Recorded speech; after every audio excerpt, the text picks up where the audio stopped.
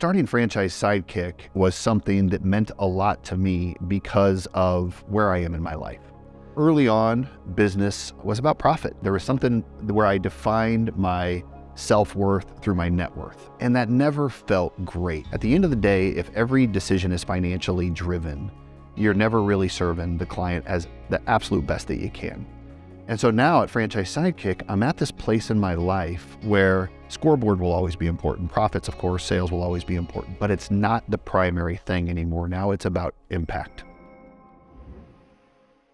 I'm Ryan Zink, founder and CEO of Franchise Sidekick. So I grew up in Omaha, Nebraska. When I was 1 month old, I was adopted and grew up in a family of hardworking parents. It was a good life, grew up in a home with love and friends, but it wasn't easy for my parents. They really had to work for everything we had. The funny thing is, I see these other entrepreneurs and I hear their stories about how they grew up in these entrepreneurial homes and they were selling bubble gum to their friends from when they were 6 years old. That was not me at all. I didn't have an entrepreneurial bone in my body. I didn't know what business ownership meant. It wasn't ever anything that was talked about in my house. And I saw the hard work that was related with my parents working for somebody else, multiple jobs, long hours, stressful times. So it wasn't until later in my life when I met mentors after college that taught me about entrepreneurship. They taught me about the benefits of business ownership. And it was like,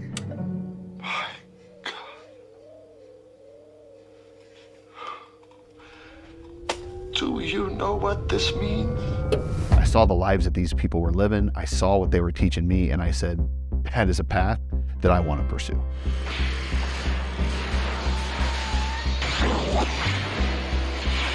I got a degree in college for journalism. I thought I was going to go do sports on the radio, but I met my wife my senior year and decided that I wasn't going to move to a small town to go be on the radio. So I got a job at a franchise GNC store, and I met the owner, a guy named Corey, and he was extremely entrepreneurial, always coming up with ideas, pushing hard, what's next.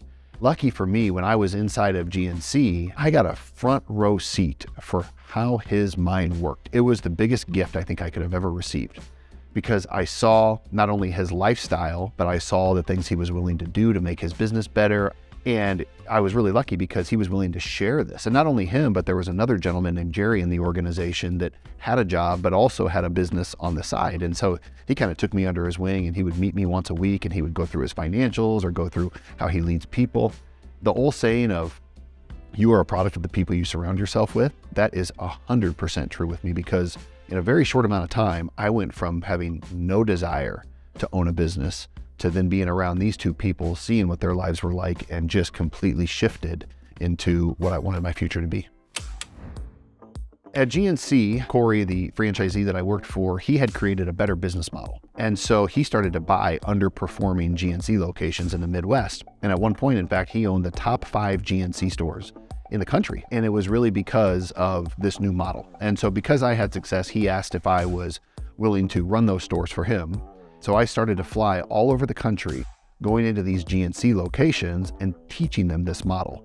And within a day, I would typically get into these stores that were doing, not great sales. We would show them this model and very quickly show them the potential of these stores. There was a day I went in, open to close, and that day we did $2,500 in sales. May not seem like that big of a deal, but remember, this is a pattern of us doing this over and over again inside of stores.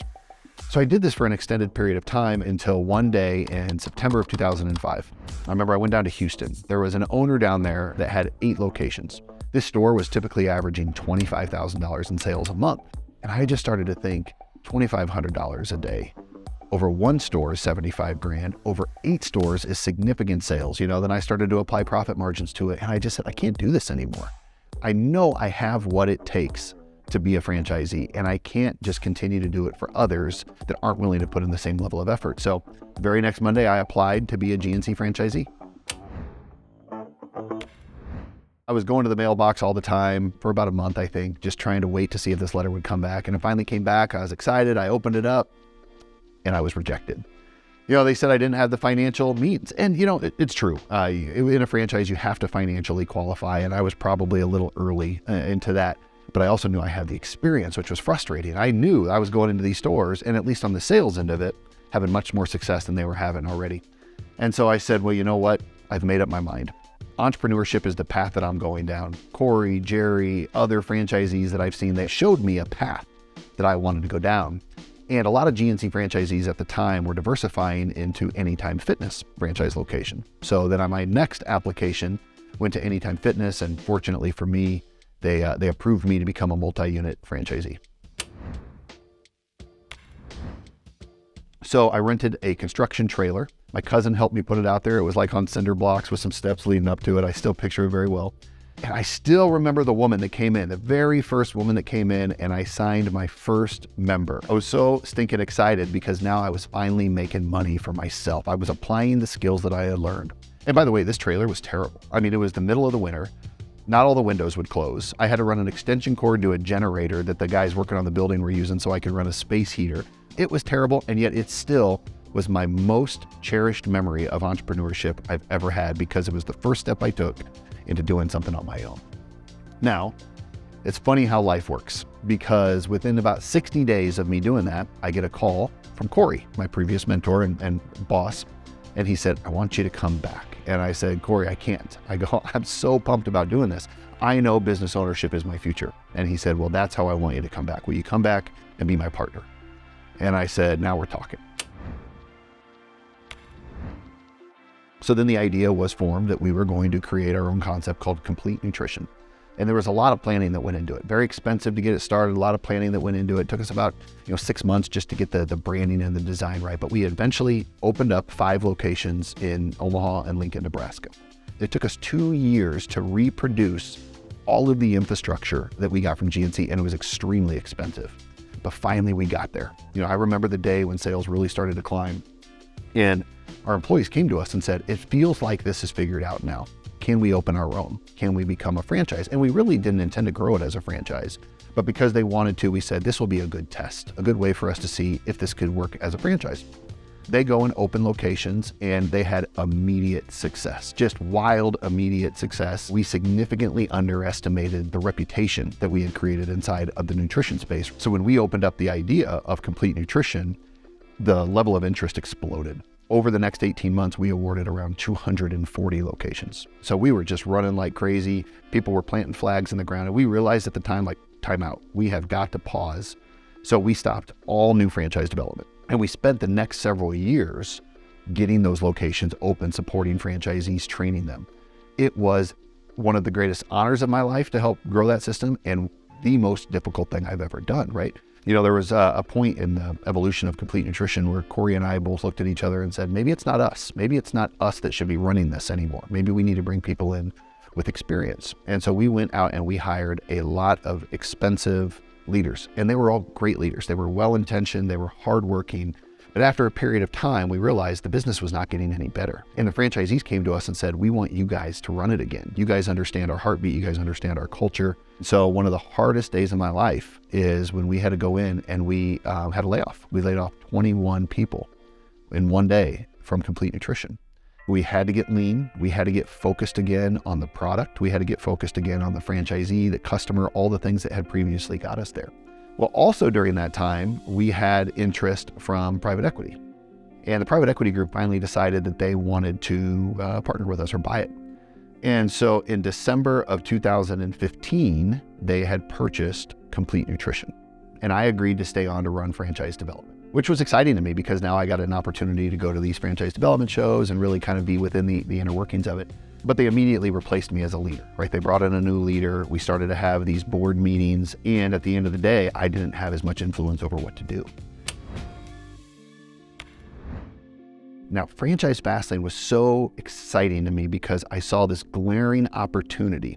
And what it was is there was a lot of emerging franchise brands that I had met that were building these infrastructures. And some of them, you could tell very early based on the characteristics of the business model that they were ready for explosion. But the problem was they knew their business. They didn't necessarily understand the best way to go find franchisees across the country, right? They had spent years developing their core business. And we really wanted to come in and build a company that had first only would represent brands that we called the next big thing. They had to meet a certain level of characteristics We had this list of necessities and this list of niceties. They had to have all the necessities and they had to have most of the niceties, and then our leadership team would vote on it. And if it passed, we would then start representing those brands. We would get over 200 applications a year from franchisors, and we would typically accept less than 10 of them. So less than 5% of the brands would we actually go out and represent.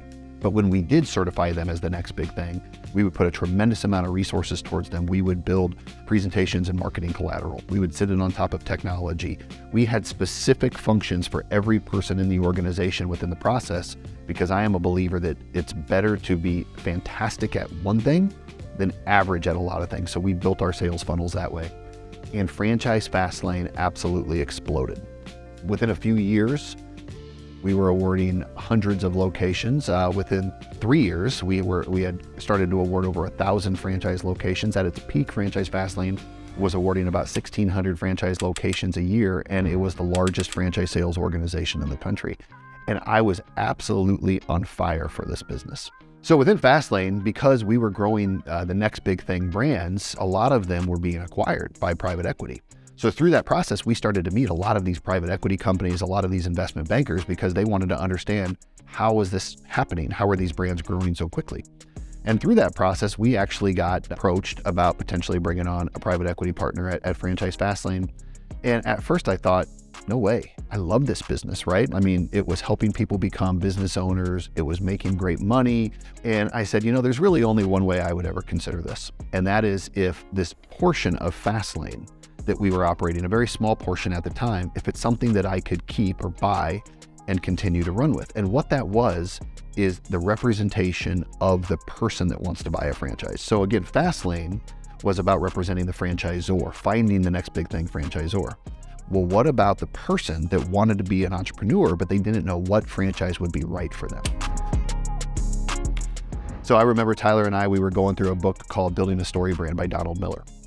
And in that book, it talks about the themes that we see all the time in movies and in stories that we all love, which is a hero has a problem who meets a guide with a proven process to get to a desired outcome. But the way the book writes it is that most companies, they position themselves as the hero. Those aren't stories that we love. Stories that we love are when the company is the guide and the customer is the hero. And we said, well, who is that person that wants to leave their job or live life on their own terms through franchise ownership? They're the hero. Who has the hero's back? A sidekick. And so I remember he and I said that name and we looked at each other and we were like, that's it, Franchise Sidekick. We have the back of the hero. We're going to help them reduce their risk when buying a franchise. So Franchise Sidekick was born. The thing that gets me most excited about the future of Sidekick is the fact that we are a team. It gets overlooked a lot as to the importance of that. So think about anything you do in life. If you do it as a team, you now every day have the opportunity to collaborate with that team on best practices. What should we be looking at? Our team every single day spends significant time collaborating on how we reduce the risk for our clients. And I believe over time, if we just keep pushing that big old flywheel up the hill, eventually that thing is going to be rolling so quickly, you won't be able to stop the momentum, and it all is going to come back to that team every day just working together. I like to say that someday when I die, I hope that my kids are given a eulogy and they say that Dad wanted to create more business owners than anybody in history, and he did it. At the end of life, you're going to look back and you're going to say, what's my legacy? What impact did I make? And if you could make the decision at end of life for you today on whether or not you should become a business owner, I would almost guarantee the answer is 100% yes, because you shed off all of those expectations of your life, all of those expectations of your friends and your family, and you just think about, what impact did I make with my life? So I now will make a lot of decisions with that lens. If I have to go through a little bit of pain today to create a larger legacy, is it worth it? And the answer for me has continued to be yes. So my favorite sidekick is Dr. Brown from Back to the Future. Somebody once told me he creates as many problems as he solves, which that might be true. But the thing I love about Dr. Brown is he had to solve big problems, life-changing problems, and he was so planned. He would always create the process, build the models, be there alongside of Marty as he was trying to figure out whatever they were going to do. So Dr. Brown by far is my favorite sidekick. Hey, Doc, we better back up. We don't have enough road to get up to 88. Roads? Where we're going, we don't need roads.